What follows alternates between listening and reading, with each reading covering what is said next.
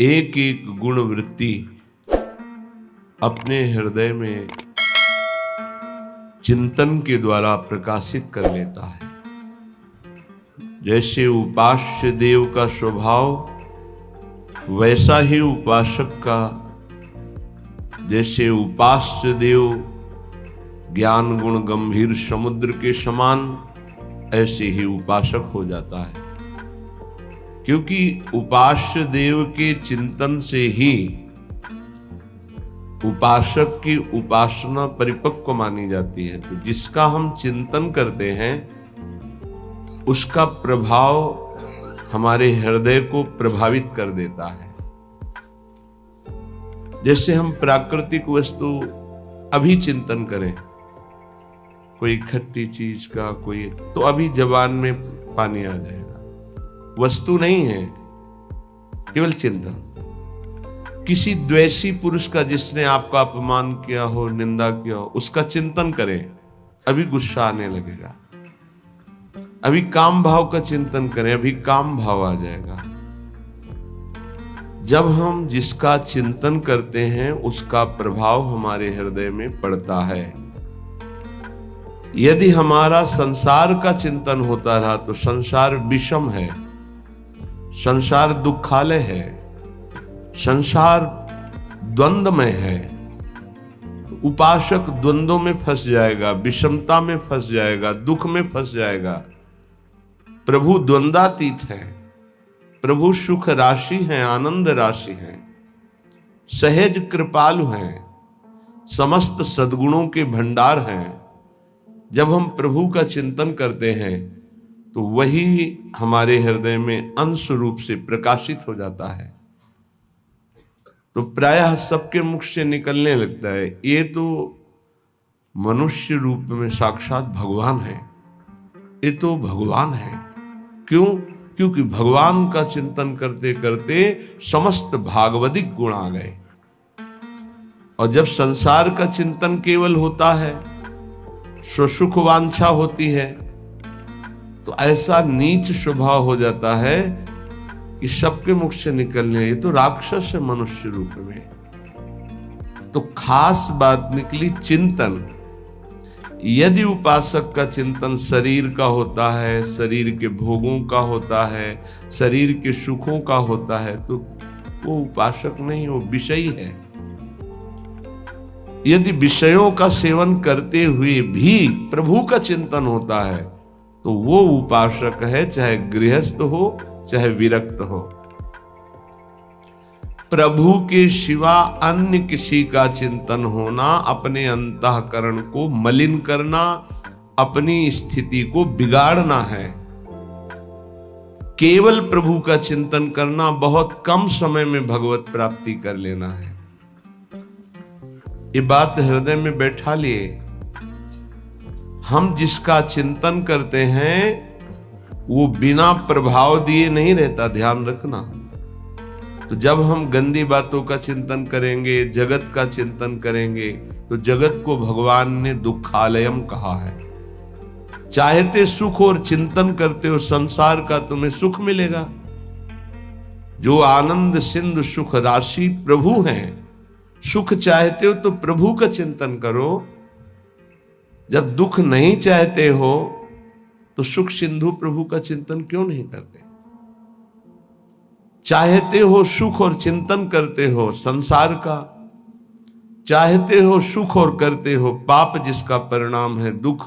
पाप का तात्पर्य होता है शास्त्र विरुद्ध आचरण, वही पाप कहलाते हैं, वही अपराध कहलाता है। इसलिए हर उपासक को हर क्षण अपने आराध्य देव के चिंतन को संजोना चाहिए, संवारना चाहिए, छुपाना चाहिए, बचाना चाहिए, पचाना चाहिए। ऐसा कर ले गया तो दिव्यानुभूतियां उसके हृदय में ऐसी सच्ची मानिए। आपको जो सुख प्रभु के चिंतन में मिलेगा वो ब्रह्मा के पद में भी नहीं है। ये केवल कथा नहीं है कि प्रवचन किया जा रहा है, केवल आप चित्त जोड़िए थोड़ा प्रियालाल से, किशोरी जी के चरणों में चित्त को जोड़िए। राधा नाम से चित्त जोड़िए। जपना और चित्त जोड़ना थोड़ा अलग अलग है। चित्त जोड़ने का मतलब है तन्मयाहा स्थिति। नाम चल रहा है, नाम देख रहे हैं, नाम सुन रहे हैं और कुछ चिंतन नहीं है, उसे तन्मय कहा जाता है। नाम में तन्मय, रूप में तन्मय, लीला में तन्मय, सेवा में तन्मय। बिना तन्मय के चित्त संसार का चिंतन करता है और क्रियाएं भागवतिक होती हैं तो आनंद का अनुभव नहीं होता। इसका उल्टा हो तो आनंद का अनुभव हो जाए। क्रियाएं भले व्यवहारिक सांसारिक हो, चिंतन भागवतिक हो, ये कठिन बात पड़ती है। इसीलिए प्राय अध्यात्म में जल्दी मन टिकता नहीं है, व्यवहार में ही मन जाता है। क्रियाएं भागवतिक, आरती, पूजा, माला, चिंतन भोगों का, जगत का, देह संबंधियों का, खूब अंदर देखिए इस बात को, तो आनंद का अनुभव नहीं हो रहा, जिसे भगवदानंद कहते हैं। इसीलिए श्रीपाद प्रबोधानंद जी महाराज कह रहे हैं, असुलभ मिहि लोके लब्धुमिच्छस्य यत्नाद, यदि विपुल धन स्त्री पुत्र गेहोत्तमादि, कर निपत मुक्तिम कृष्ण भक्तिम च कांक्षस, यदि वस पर धामई वाद्य वृंदावनाख्यम।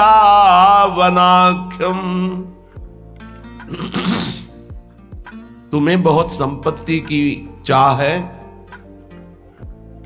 मेरे प्रभु का भजन करो, सच्ची मानिए। ऐसी संपत्ति प्राप्त होगी कि न पारमेष्ठ्यम न महेंद्रधिष्ण्यम न सार्वभौमम न रसाधिपत्यम न योग सिद्धिर न पुनर्भवम वा। विश्वास करो। 4 दिन भजन करते हो, ऊब जाते हो, ऐसे नहीं। लक्ष्य की प्राप्ति के लिए प्राणों की बाजी लगाई जाती है, चाहे कोई लक्ष्य हो। लौकिक लक्ष्य में क्या खिलवाड़ से कोई विजय प्राप्त करता है? प्राणों की बाजी लगाकर जब अभ्यास किया जाता है तो साधारण से साधारण और असाधारण से असाधारण सब पर विजय प्राप्त की जाती है, जब प्राणों का मोह छोड़कर अभ्यास किया जाता है। ऐसे ही भजन का अभ्यास आप मान लीजिए, जो चाहिए वो प्राप्त हो जाएगा। श्रीपाद कह रहे, असुलभ मिहि लोके लब्धुमिच्छस्य यत्नाद। तुम प्रयास से उतना धनी नहीं हो सकते हो जितना भगवत कृपा से हो जाओगे। प्रयास तो सब कोई कर रहा है कि मैं सर्व सुखों का भोक्ता बन जाऊं, पर बन पा रहा है क्या? भगवान के नाम का चिंतन करते हुए जथा लाभ संतोष सदा काहू सो कछु न चाहोंगो, ये स्थिति सुदामा जी की थी। कई दिन घर में भोग नहीं लगता था, तुलसी दल और चरणामृत से बच्चों का पोषण होता था। एक दिन द्वारिकाधीश की कृपा कटाक्ष हुई, द्वारिकापुरी की तरह वैभव सुदामापुरी में। भगवान के लिए कुछ मेहनत करनी पड़ती है। एक संकल्प से अनंत ब्रह्मांडों का सृजन हो गया, लेकिन बलिहारी सुदामा जी की एक दाना भी नहीं पाया वहां का। वो भिक्षा से ही जीवन यापन करते रहे। पत्नी से कहा, तुम्हें सुख सुविधा चाहिए थी, मेरे मित्र ने दे दी। मैं सिर्फ श्री कृष्ण से प्यार करता हूं, श्री कृष्ण के वैभव से नहीं। ये क्या चाहिए? असुलभ मिहि लोके, जो तुम्हें इस लोक में सुलभ नहीं हो सकता वो तुम्हें प्राप्त हो जाएगा। ये आंतरिक बात है। जब आपकी स्थिति ऊंची उठेगी भजन से, तो दिव्यताएं आपके सामने आएंगी। जैसे आप बैठे हैं, ऐसे दिव्य लोकों के वैभव, दिव्य लोकों के देवता, दिव्य लोकों की सिद्धियां उस उपासक के सामने उपस्थित होती है। मुझे भोगो, मुझे स्वीकार करो, क्या चाहिए तुम्हें, बोलिए। और जब वो नहीं बोलता है तब स्थिति आगे बढ़ती चली जाती है। आखिर में श्री भगवान को आना पड़ता है, क्या चाहिए। जब उनसे भी नहीं बोलता है तब वो अधीन हो जाते हैं और संग संग डोलते हैं। जहां मेरा भक्त चरण रखे वहां रखूं मैं हाथ, पीछे पीछे मैं फिरूं कभी न छाड़ूं साथ। मान लो मेरी बात, अगर नाम जब चल रहा है तो असुलभ मिह लोके लब्धुमिच्छस्य यत्नाद, जो बड़े प्रयास से यहां प्राप्त नहीं हो सकता वो तुम्हें प्राप्त हो जाएगा। सबसे बड़ी बात, सूक्ष्मता से विचार कीजिए। आप धन क्यों चाहते हैं? तो उत्तर आएगा भोगों के लिए। सीधी बात है। धन से हम मकान बना सकते हैं, हम सुंदर सुंदर भोग एकत्रित कर सकते हैं, कपड़ा लत्ता भोजन भोग सामग्री सब ठीक है। इन भोगों में सुख है, ये अज्ञान से आपने मान रखा है। नहीं तो ऐसे हैं जितना आप धन चाहते हो, जो भोग चाहते हो, ये सब उनके पास है लेकिन असंतुष्ट है। आपकी पहुंच नहीं है इसलिए वो आपसे थोड़ी बताएंगे। अपने लोगों को पता है, जिन पदों की आप आकांक्षा करते हैं, जिन भोगों की आकांक्षा करते हैं, जिस वैभव की आकांक्षा करते हैं, वो वैभव है, वो पद है, वो भोग है, पर एकांत में रोते हुए नजर आए हैं। रोते हुए मान लीजिए, बिना श्री भगवान के भजन के तुम्हें कहीं विश्राम नहीं मिल सकता। अगर संपत्ति ही चाहिए तो 5 वर्ष के बालक ध्रुव ने, जब सुरुचि ने झिड़क दिया कि अगर महाराज की सिंहासन पर बैठे हुए गोद में बैठना है तो जा नारायण का भजन कर और ये शरीर छोड़ और मेरे गर्भ से पैदा हो, तब तो सिंहासन का अधिकारी होगा, सुनीति के गर्भ से नहीं। माता सुनीति ने उसी बात को पुष्ट किया, बेटा तू विमाता को कटुवचन बोलने वाली मत मान, वो मां है, ठीक कहती है। महाराज तो मुझे दासी भी स्वीकार करना अब नहीं चाहते, तू परम कृपालु भगवान नारायण का भजन कर, हरि का, और उन्हीं से अपनी चाह की पूर्ति कर। चाह थी मुझे परम पद मिले, परम पद अटल पदवी ऐसी मिली, सप्त ऋषि उसकी परिक्रमा करते हैं। ध्रुव जी की सप्त ऋषि परिक्रमा करते हैं, ऐसी पदवी प्राप्त हुई। क्या चाहिए? अपना कितना प्रयास कर लेंगे आप? हम ये नहीं कहते कायर बन करके बैठ जाओ, आप अपने कर्तव्य का पालन करें, पर नाम जप करते हुए जो चाहिए विश्वास कीजिए। अगर भगवान का भजन करते हुए तुम भगवत प्राप्ति नहीं कर पाते, भ्रष्ट हो जाते हो, तो श्रीमान कुलवानों के यहां तुम्हारा अगला जन्म होगा, परम पावन, जहां वैभव ही वैभव है। जिन भोगों में तुम भ्रष्ट हुए हो उस भोगों की बाहुल्यता होगी, और भक्ति के संस्कार उन भोगों से वैराग्य दिलाकर अगला जन्म भगवत प्राप्ति करा ही देगा पक्का। 2 प्रकार का जन्म होता है योग भ्रष्ट का। यदि वो भोगों में भ्रष्ट हुआ है तो भोग की बाहुल्यता और भक्ति संपन्न घरों में जन्म होगा, और यदि वो वैराग्य की चूक हो गई है तो अगला जन्म उसको सीधे ऐसे गृहस्थों के यहां होगा जो अकिंचन वैरागी और भगवत भक्त होंगे, जहां जन्म से वैराग्य के संस्कार और फिर भगवत तत्व का बोध, भगवत प्राप्ति। घाटा तो है ही नहीं।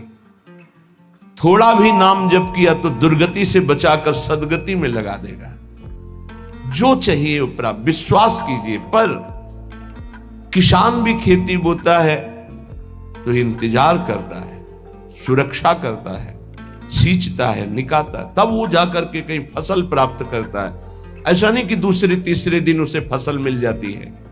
आज आप नाम जपना शुरू, सोचते हैं एकदम चमत्कार हो जाए, जो कहा जा रहा है वो एकदम संपत्ति आ जाए, एकदम सारे दुख मिट जाए। ऐसा नहीं होता, ऐसा नहीं होता।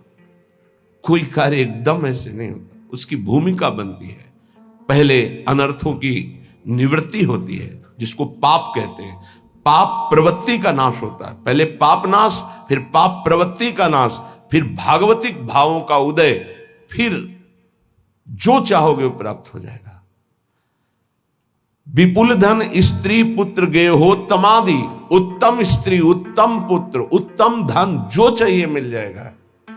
भगवान ने कहा है आर्त, अर्थार्थी, जिज्ञासु, ज्ञानी, 4 प्रकार के भगत होते हैं। एक संकट निवृत्ति के लिए, एक धन प्राप्ति के लिए। धन भी चाहिए तो श्री हरि का भजन करो और अपने कर्तव्य का पालन करो, और जैसे तुम्हें वो रख रहे हैं वैसे राजी रहो। आगे चलकर जब इस फसल की अन्न राशि एकत्रित होगी, अर्थात तुम्हारे इस भजन का फल आएगा, तो निहाल हो जाओगे, इसी जन्म में निहाल हो जाओगे। मान लीजिए, प्रार्थना है, मान लीजिए, ये मनमानी आचरण बंद करके भगवान के आश्रित होकर नाम जप कीजिए। ये तुम्हारे गंदे आचरण, गंदा भोजन, गंदे विचार, ये तुम्हारा नाश कर देंगे। जो तुम्हें लगता है अरे कुछ नहीं है, जब विपत्ति और संकट और पापों का फल आता है तब समझ में आता है कि हमने क्या गलती की है। इसलिए कर निपतित मुक्तिम कृष्ण भक्तिम, बहुत सुंदर बात है। यदि तुम्हें विपुल धन चाहिए, सुंदर स्त्री चाहिए, पुत्र चाहिए, वैभव चाहिए, उत्तम घर चाहिए, सच्ची मानिए, बार बार सच्ची इसलिए कह रहे कि आप विश्वास कर लीजिए, विश्वास कर लीजिए। बिना किसी प्रयास के अनायास ही अनंत ब्रह्मांडों का सृजन भगवान ने किया है। ये तुम्हारे लिए कुछ बड़ी बात नहीं है, तो क्यों नहीं कर देते भगवान? इसलिए नहीं कर देते कि तुम अपने अहम को पुष्ट किए हो, तो अहंकारी को अपने कर्म का भोग भोगना होता है। यह सिद्धांत है। अहंकार विमूढ़ात्मा कर्ता हमिति मन्यते, तो भोक्ता उसको बनना पड़ेगा। अवश्यमेव भोक्तव्यम कृतम कर्म शुभाशुभम। और अगर अहंकार भगवान के चरणों में समर्पित कर दो तो जीवन का वो प्रकाश, वो आनंद, वो वैभव कैसे तुम्हें बताएं?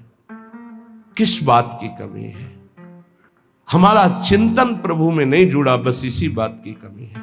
अगर हमारा चिंतन जुड़ जाए तो श्रीपाद प्रबोधानंद जी कह रहे हैं, असुलभ मिह लोके, जो इस लोक में तुम्हें लुब्ध मिच्छस्य यत्नाद, यत्न करने पर भी नहीं प्राप्त हो सकता, वो विपुल धन, स्त्री, पुत्र, गेहोत्तमादि, उत्तम गेह, उत्तम स्त्री, उत्तम पुत्र, उत्तम संपत्ति, ये तुम्हें प्राप्त हो जाएगा। बोले नहीं, ये तो मुझे नहीं चाहिए। तो बोले कर निपतित मुक्तिम, तुम्हारे हाथ में मोक्ष पदवी, भजन करो। बोले ये भी नहीं चाहिए। तो बोले कृष्ण भक्तिम च, श्री कृष्ण की प्रेम लक्षणा भक्ति प्राप्त हो जाएगी। परम धाम वाद्य वृंदावनाख्यम, यदि वृंदावन धाम का आश्रय लेकर भजन शुरू कर दिया, सब कुछ प्राप्त हो जाएगा। वृंदाटवी सहज वीत समस्त दोषा, दोषा करानपि गुणा करताम नयंती। पोषाय में सकल धर्म बहिष्कृतस्य, शोषाय दुस्तर महागतयस्य भूयात्। चाहे जितना बड़ा पापी, नीच आचरण करने वाला दोषी पुरुष हो, वृंदाटवी सहज वीत समस्त दोषा, दोषा करानपि गुणा करताम नयंती। जिसमें एक भी गुण नहीं है, केवल पापाचरण है, ऐसा पुरुष भी यदि धाम का आश्रय ले ले और नाम जब शुरू कर दे, तो कह रहे हैं सर्व दोषों का नाश करके सर्व गुणवान बना देता है। महर्षि ब्रह्म ऋषियों की पदवी में पहुंच गए, केवल नाम जप करके, भगवान का आश्रय लेकर के। पोषाय में सकल धर्म बहिष्कृतस्य, मेरे में एक भी धर्म नहीं, मैं सर्व धर्मों से बहिष्कृत हूं, पर मेरा महान पालन किया वृंदावन ने, और मेरे दुस्तर पापों का नाश करके सर्व गुणवान बना दिया। श्रीपाद प्रबोधानंद जी कहते हैं। देखो, सिद्धांत को समझ लोगे तो बहुत सुखी हो जाओगे। एक भृंगी नाम का कीड़ा दूसरी जाति के कीड़े को लाकर मिट्टी के घरौंदे में पैक करता है, फिर उसे ऐसे डंक मारता है, और भन, डंक इसलिए मारता है, उसको आकर्षित करता है अपनी तरफ, वो भयवश उसका चिंतन करता है। चिंतन करते करते वो तदाकार हो जाता है और उस बिना शरीर छोड़े उसी शरीर से वो भृंगी जाति का कीड़ा बन जाता है। और जब हम प्रभु की शरण में होकर प्रभु का प्रेम से भजन करते हैं तो हम भगवत स्वरूप नहीं हो जाते। ब्रह्मविद ब्रह्मयु भवति, वो भृंगी कीड़ा बन गया बिना शरीर छोड़े। ऐसे इसी शरीर में आप भगवान के स्वरूप हो जाएंगे, क्योंकि भगवान के स्वरूप आप हैं। अपने को भूल करके शरीर भाव को प्राप्त होकर आपकी दुर्गति हो रही है। इसलिए वृंदाटवी बहुभवीय सुपुण्य पुंजान नेत्रातिथिर्भवति यस्य महामहिम्नः। आहा, जिसके अनेकों जन्म के पुण्य प्रकाशित होते हुए वृंदावन में आ पाता है। श्री जी की कृपा, समस्त सुकृत फलीभूत हुए, आपको वृंदावन आने को मिला, वृंदावन में बैठकर सत्संग सुनने को मिला। वृंदाटवी बहुभवीय सुपुण्य पुंजान नेत्रातिथिर्भवति यस्य महामहिम्नः तस्येश्वरः सकल कर्म मृषा करोति ब्रह्मादयस्तमति भक्ति युतास्तुवन्ति। ओहो, जो वृंदावन आया, सत्संग सुना और जीवन का निश्चय बदल दिया। अब मेरे जीवन का निश्चय है मैं नाम जप नहीं छोड़ूंगा। तो बोले पूर्व संचित जितने कर्म थे वृंदावन सब भस्म कर देता है। तस्येश्वरा सकल कर्म मृषा करोति। क्यों? वृंदावन के ईश्वर बड़े दयालु हैं। वृंदावनाधीश्वरी और वृंदावनाधीश्वर श्री प्रिया प्रीतम, उनकी कृपा कटाक्ष से यहां आने वाले, यहां आश्रय लेने वाले, यहां भजन करने वाले समस्त पापों से, दोषों से रहित हो जाते हैं। और एक बात खास कह रहे हैं कि सकल कर्म मृषा करोति, आगामी जो कोई गलतियां हो जाएंगी उनका उनको दंड नहीं मिलेगा। ये बड़ी बात है। यही बात हरिवंश महाप्रभु ने कहा अपने शरणागत श्री विठलदास जी को कि तिहारे आगिले पाछले अपराध हरिवंश केवी। पाछले तुम्हारे जो हैं वो तो नष्ट ही हो जाएंगे, और आगिले अगर कोई हुए तो हरिवंश केवी, उनको हम देख लेंगे, तुम चिंता मत करो। कैसा भरोसा इन महापुरुषों के वचनों से प्रकाशित होता है। इनको छोड़कर अब कहां किसका आश्रय ले। और खास बात कह रहे हैं, ये तो सब हो ही जाता है, उसमें ऐसे प्रेम का प्रादुर्भाव होता है। ब्रह्मादयस्तमति भक्ति युतास्तुवन्ति, ब्रह्मादि बड़े बड़े ईश्वर कोटि के महाभागवत उसकी वंदना करते हैं, जो वृंदावन प्रेम रस को प्राप्त हो जाता है। इसलिए वृंदावने सकल पावन पावनेस्मिन् सर्वोत्तमोत्तम चर स्थिर सत्व जाते श्री राधिका रमण भक्ति रसैक कोशे तोषेण नित्य परमेण कदा वसामि। सकल पवित्रों को पवित्र करने वाला, जैसे भगवान शंकर, भगवान सनंदन, सनातन आदि, श्री उद्धव जी आदि, ये बड़े बड़े महापुरुष जिस रज की याचना करते हैं, ये कौन है? ये जगत को पावन करने वाले।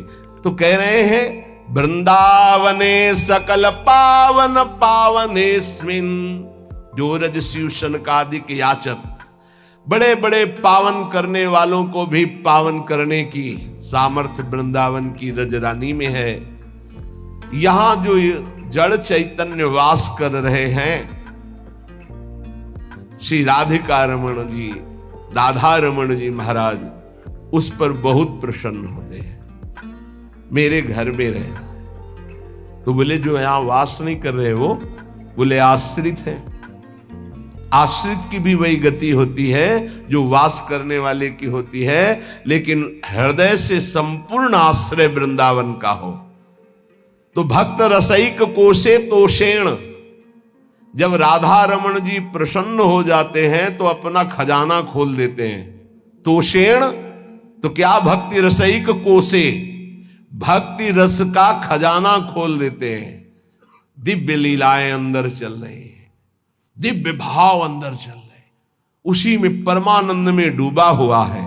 नित्य परमेण कदावसामी, क्या कभी मेरे जीवन में ऐसा अवसर आएगा कि मुझे ऐसे श्रीधाम वृंदावन में वास मिले और मैं निरंतर प्रिया प्रीतम के चिंतन में ऐसे डूबूं जैसे मछली जल के बिना जीवित नहीं रह सकती, ऐसे एक आधे क्षण के लिए भी यदि हमारा चिंतन छूटे तो प्राण व्याकुल हो जाए। यही भक्ति का, भजन का सही स्वरूप ये है कि जैसे मछली जल से अलग की जाए तो जहां तनिक जल बिछुड़े छोड़ी देत है प्राण।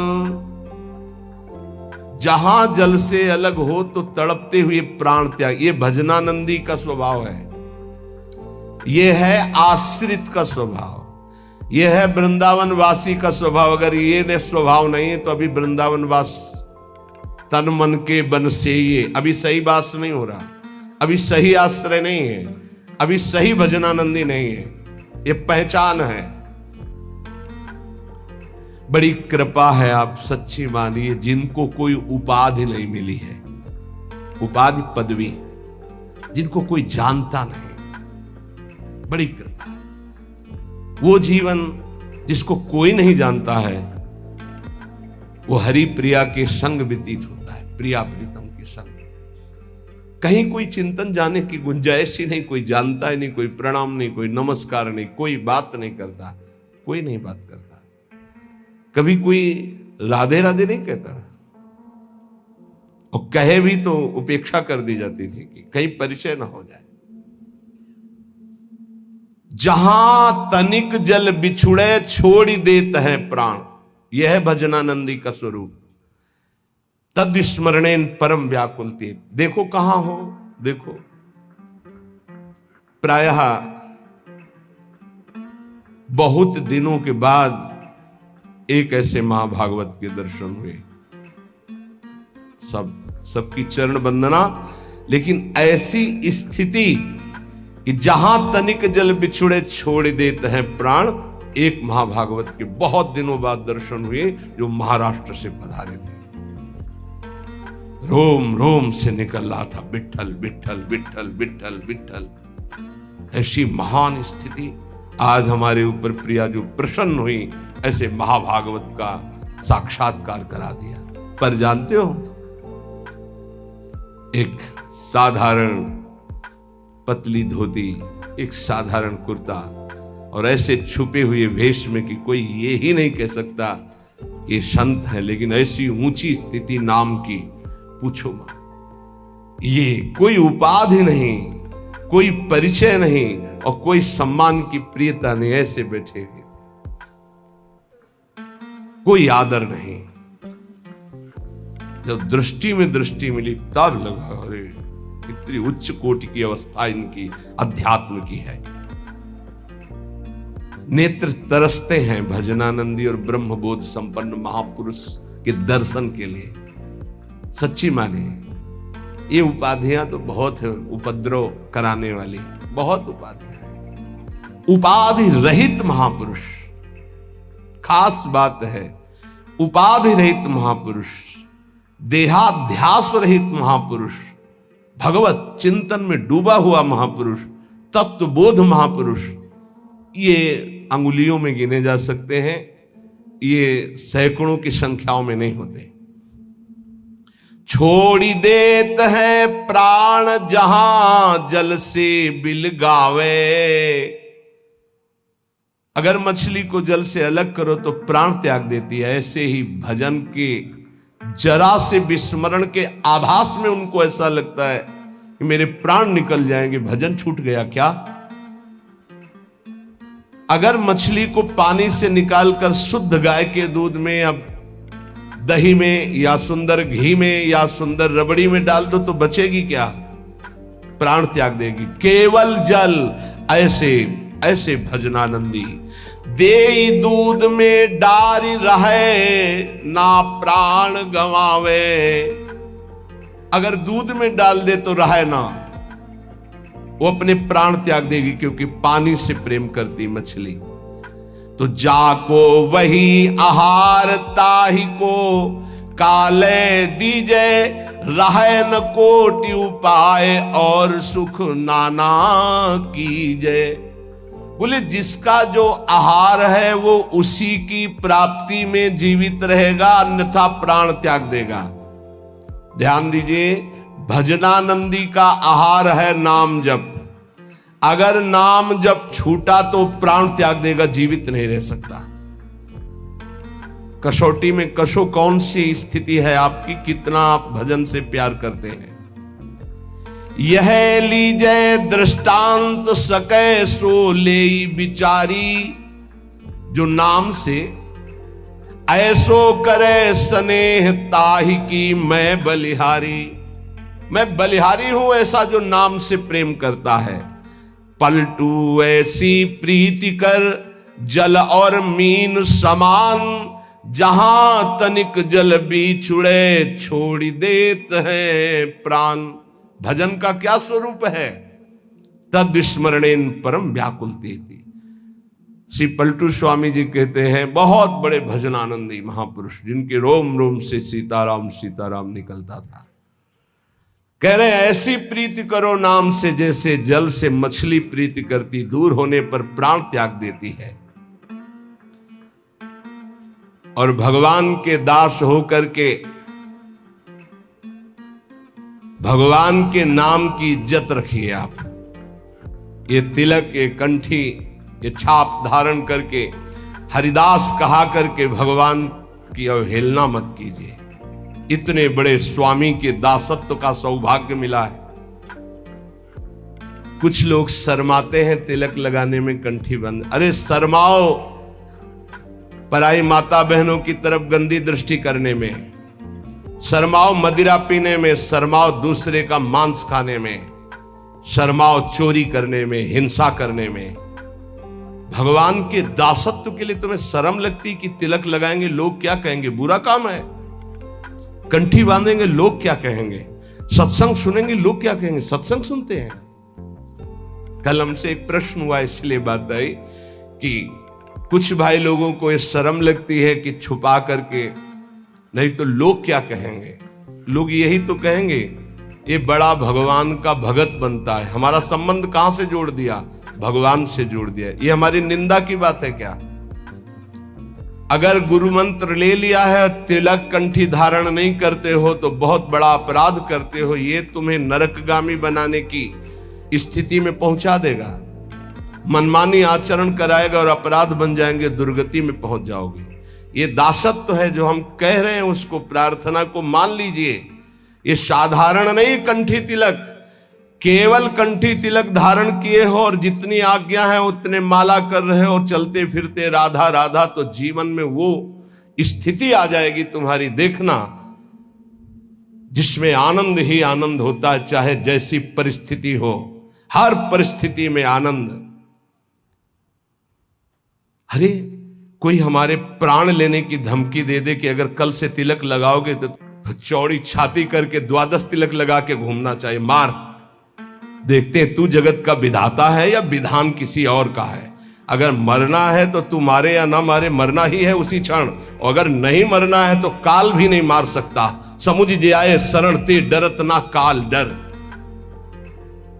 किसी के मजाक करने पर, विनोद करने पर तुम कंठी तिलक और माला छोड़ दो, लोग क्या कहेंगे।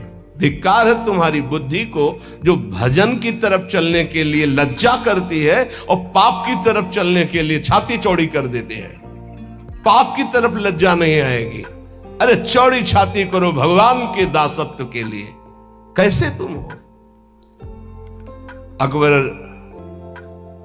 आगरे में आया करता था, तो देखा जिधर दृष्टि डाले सब तिलक छापधारी राजा लोग बैठे। वो बादशाह था, दिल्ली में प्रधान पद पर बैठा हुआ।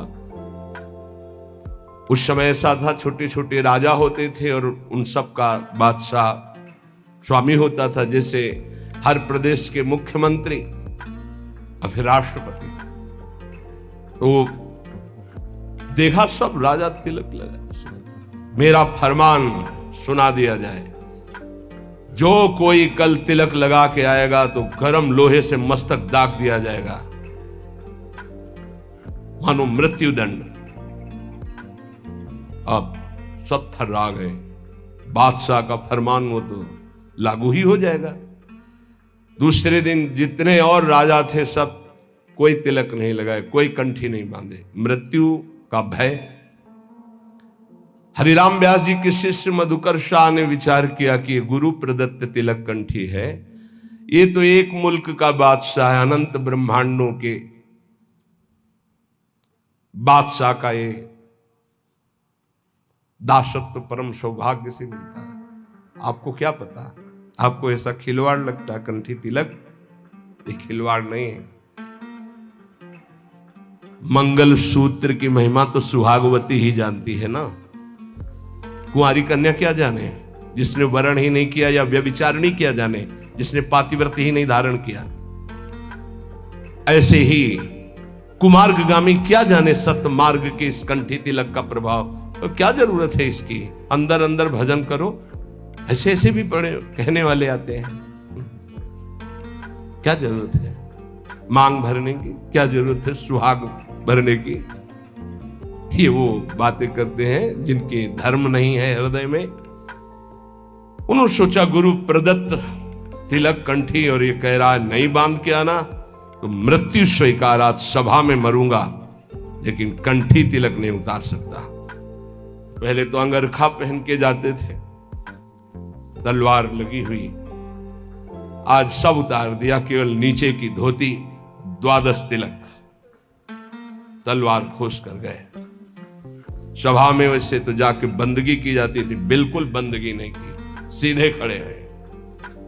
अकबर ने कहा कि तुमने फरमान नहीं सुना मधुकर शाह? खींच ली तलवार और कहा आपका फरमान एक मुल्क के बादशाह का है, मेरे गुरु का फरमान अनंत मुल्कों के बादशाह का ये दासत्व है। देखते हैं कौन आकर तिलक मिटा देता है। जैसे मानो भगवान नरसिंह का आवेश हो गया हो। सभा थर्रा गई। तत्काल अकबर ने कहा नहीं नहीं, बस मैं ये देखना चाहता था सच्चा तिलकधारी कौन, जय हो तुम्हारी मधुकर शाह। तत्काल बदल गया। जिस समय भगवद आवेश में उनका देखते हैं कौन, उन्होंने कहा कि आदेश करो।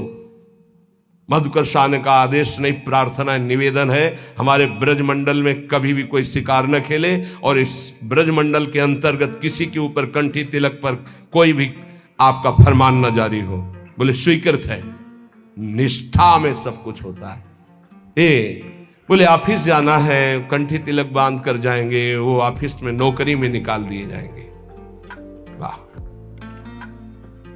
केवल अपने ही धर्म का त्याग करने पर तुम्हारा भरण पोषण होता रहे तो वही जीवन है क्या? ये तुम्हारी कायरता नहीं है अपने धर्म के प्रति? केवल शरीर पोषण के लिए अर्थ मिले, भोग वासना और धर्म का क्या महत्व रहा?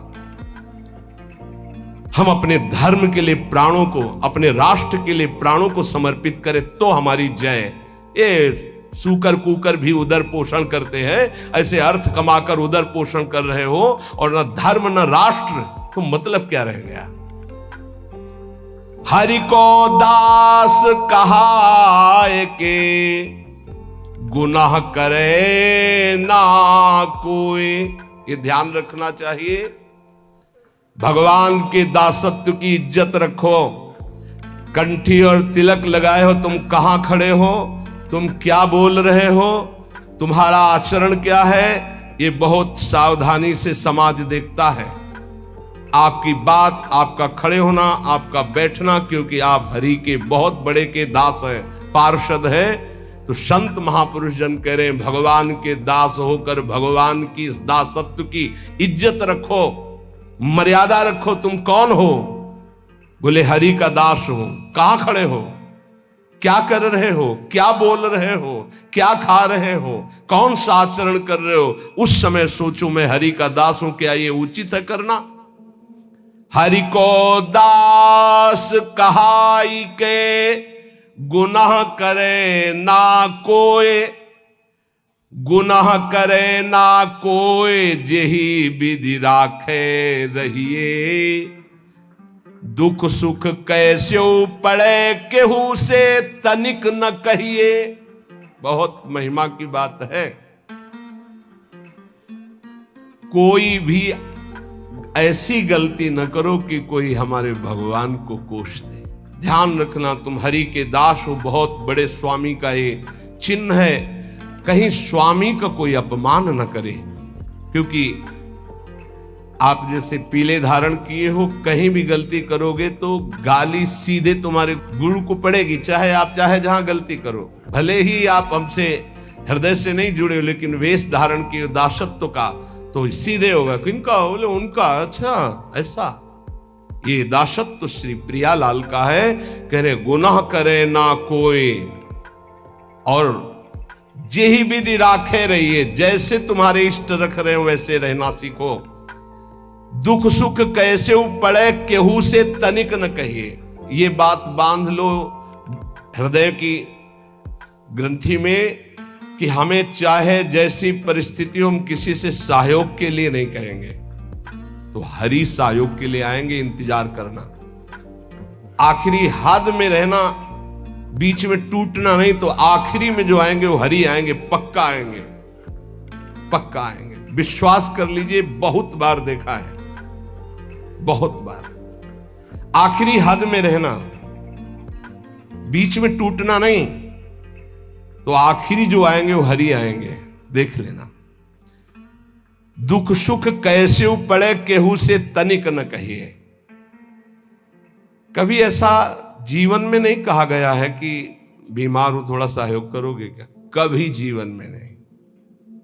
जैसी परिस्थिति, और सेवा में जाने पर कभी आभास नहीं होने दिया कि शरीर कष्ट में है। पूरी यथावत प्रसन्न मुद्रा में सेवा, बाहर निकल गए, फिर लेट गए।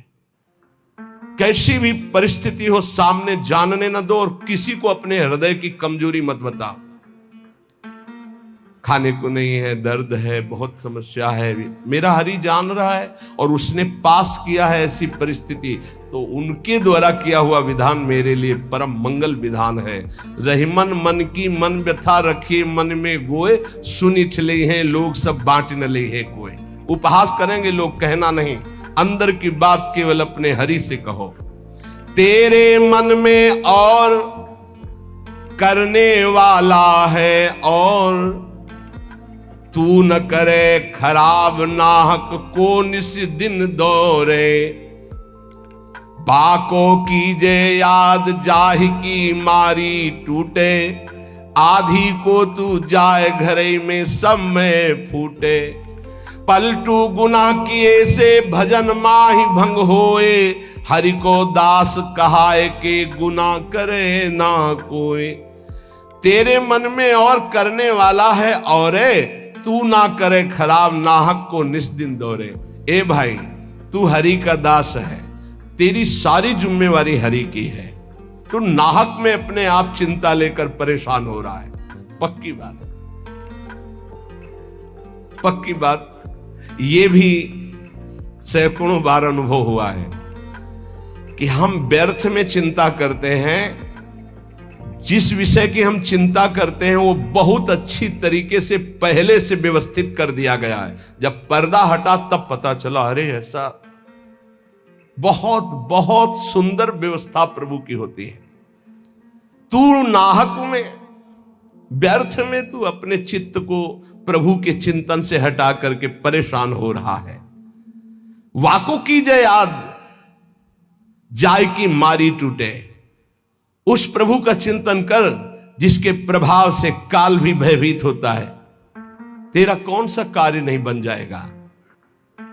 यदि तू आधी को संभालने के लिए चलेगा, भगवत चिंतन छोड़ देगा तो पूरा का पूरा नष्ट हो जाएगा, कुछ संभल नहीं पाएगा। और भगवत चिंतन पकड़े रहेगा तो सब संभल जाएगा। पलटूदास जी कह रहे कि हरि का होकर के कोई गुनाह मत कर देना, कोई गलती ऐसी मत कर देना जो दास कहाने में कलंक हो जाए।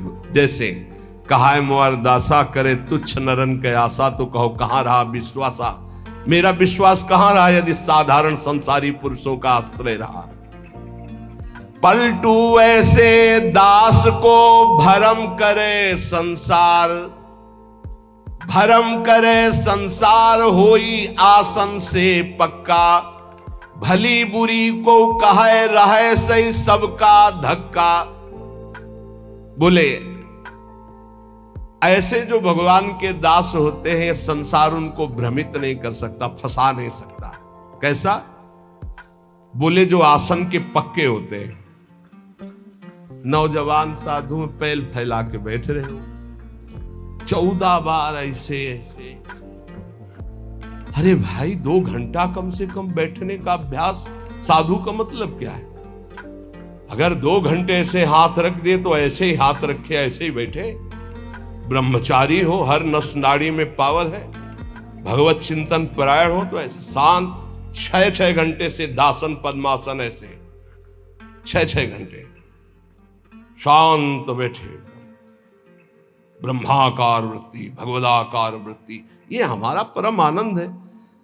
आसन में बैठना नहीं सीखा तो साधु का मतलब क्या रहा, और गृहस्थी का मतलब क्या रहा? अगर साधन कर रहे हो गृहस्थी में तो कम से कम 48 मिनट 24 घंटे में एक आसन में तो बैठना सीखो। एक आसन बिछाकर उसमें बैठना तो सीखो। कुछ मिनट तो आसन का पक्का होना चाहिए साधु, आसन का पक्का। 18 घंटे पद्मासन में पूज्य सिउड़िया बाबा जी, 18 घंटे। तो एक आश्रम में टिके तो 18 घंटे बैठे, तो वो बहुत ही उच्च कोटि के वहां के भी जो महाराज जी थे, तो शिष्यों ने कहा अरे महाराज 18 घंटे। तो बोले क्या हुआ, क्या हुआ? जड़ शरीर से संबंध रहित है वो 18 घंटे, क्या चाहे जितने बैठे रहे उसमें क्या फर्क पड़ता है? अभ्यास में बहुत बड़ी सामर्थ्य होती है, अहम की कोई गुंजाइश नहीं। यहां 18 मिनट बैठना मुश्किल हो जाएगा पद्मासन लगा के। हमें लगता है कि थोड़ा अभ्यास, पर बातें कि लक्ष्य में प्रीति नहीं है, लक्ष्य में प्रीति नहीं है, क्योंकि हम तो सेवा में मगन रहते हैं 24 घंटे। 3 घंटे में विश्राम काफी, 24 घंटे में 3 घंटे। अगर हमारी भगवदाकार वृत्ति है तो हर स्थिति को सहने की सामर्थ्य। मान लीजिए बहुत ऊंची स्थिति के लिए आपको कष्ट सहना पड़ेगा, आपको जानबूझकर कष्ट सहना पड़ेगा, थोड़ी देर बैठना सीखिए। ये आज भी गुरुजनों में हमने देखा है, समय है उस समय में वो अपने आसन पे रहते हैं, आसन पे बैठते हैं। आप सबसे प्रार्थना है एक समय कुछ ऐसा निकालो अपने 24 घंटे में जिसमें आप आसन में बैठने का अभ्यास करें। सुखासन, पद्मासन, सिद्धासन, इसका बहुत लाभ मिलेगा। देख लीजिए, आसन पे भस्म करे संसार होई आसन से पक्का। संसार के चिंतन का नाश तभी होता है शांत बैठे, ये नहीं यहां खुजला रहे, यहां एक बार रख दिया आप त्वगेंद्री, चाहे जैसी परिस्थिति हो, बार बार मन जाएगा यहां खुजला, नए मंत्र में लगा रहे, शांत नहीं, जांग दर्द के नहीं, मैं शरीर नहीं हूं, राधा राधा राधा। धीरे धीरे देखो शून्याकार वृत्ति आने लगेगी। भली बुरी को कहे रहे सही सबका धक्का। कोई गाली दे, कोई अपमान करे, इन बातों पर ध्यान नहीं दिया जाता। मत वाले हाथी की चाल चला जाता है, मस्त गजेंद्र की तरह भूखते रहो, कोई फर्क नहीं पड़ता। भली बुरी सबकी सुन ले बे, करी गुजरान गरीबी मां, मन लागो मेरो राम फकीरी मां। कहत कबीर सुनो भाई साधु, साहब मिलत सबूरी मां, मन लागो मेरो यार फकीरी मां। शांत भाव से सब सह गए। धीरज धैर्य संतोष रहे दृढ़ हुए ठहराई। धैर्यवान, पक्का स्वभाव, विचलित ना हो। जहां जमा के पैर रख दिया, जमा दिया, हटा नहीं सकते, गर्दन कटा सकते हैं। यह है सूरवीर योद्धा का मार्ग, भजन का। अर्थात जितने माला, जितना पाठ, जितना नियम, कभी छोड़ नहीं सकते। धीरज धैर्य संतोष रहे दृढ़ हुए ठहराई। नियमावली को प्राणपन से निर्वाह करना, ये विनोद की बात नहीं, परमार्थ। ऐसे थोड़ी तत्वबोध, ऐसे परमात्मा प्राप्ति थोड़ी होती। जानबूझकर हर सुखों का त्याग करके अपने को कठोर बनाया जाता है, अपने को मजबूत बनाया जाता है। धीरज धैर्य संतोष रहे दृढ़ हुए ठहराई। जो कछु आवे खाई, बचे सो दे लुटाई। संग्रह न करे। बड़ी श्री जी की कृपा है जो अपने लिए कभी संग्रह ना हो। अपना नाम, अपना मकान, अपना वैभव अगर गृहस्थी में भी है तो ठाकुर जी के भाव में रखे तो जीवन मुक्त होने के लिए बढ़िया अवसर है। ये घर ठाकुर जी का, नाथ सकल संपदा तुम्हारी, मैं सेवक समेत सुत नारी। और विरक्त में तो भगवान ही भगवान है, उसका कुछ है ही नहीं। कहीं भी अपना अस्तित्व न रहे तो जीवन मुक्त होने में सहजता आ जाएगी। लगे न माया मोह जगत की, छोड़े आशा। बहुत ध्यान देने योग्य बात। बल तज निर्बल होए, सबुर से करे दिलासा। काम क्रोध को मार के मारे नींद आहार, पलटू ऐसे। दास को भरम न करे संसार। ये महापुरुषों को वचन, ये चिंतन करने योग्य है। कह रहे कि जो अपने लिए कोई उपाय नहीं करता, अपना कुछ नहीं रखता, सब प्रभु का, उसको कभी माया मोह परास्त नहीं कर सकता। जो किसी से कोई आशा नहीं रखता, अपना बल नहीं है, बल हरि का, गुरुदेव का, तो काम क्रोध को मार के मारे नींद आहार, इस पर जरूर चलना चाहिए। जब भगवत मार्ग में भगवत प्राप्ति की लगन की अगन लगी तो सबसे पहले यही अंदर आया था कि हम कई दिन तक भूखे रहकर भजन कर सकते हैं, नहीं खाएंगे। भजन का तार न टूटे, और कितने दिन हम रह सकते हैं ऐसे, भजन का तार न टूटे। हर कष्ट में भजन, हर सुविधा में भजन, संसार के किसी भी क्षेत्र में भजन, भजन न छूटे, इसका अभ्यास हमें करना है। यह दृढ़ निश्चय कर लिया गया था बचपन में ही।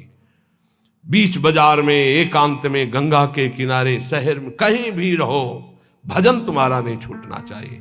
भूख से, प्यास से या छके होकर के, सब सुविधाओं में या असुविधाओं में भजन नहीं छूटना चाहिए। काम क्रोध को मार के मारे नींद आहार, यह है दिग्विजयी योद्धा भगवत भक्त। काम क्रोध को मार के मारे नींद आहार। नींद पर विजय प्राप्त और आहार पर विजय प्राप्त, ये ऐसे होता है। 20-20, 10-10 मिनट नींद को मारा जाता है। ऐसा नहीं कि बचपन से ही नींद पर विजय प्राप्त हो जाती है। बहुत कष्ट सहा जाता है। रात्रि में जहां गुरु आश्रम में थे 9 बजे सो जाते थे, 4 बजे उठने का नियम था वहां प्रायः सब। गुरुदेव ने 2 बजे का नियम बनाया था। गुरुदेव 2 बजे उठते थे और सबके लिए छूट थी। 2 बजे उठते थे, 2 बजे उठा देते थे।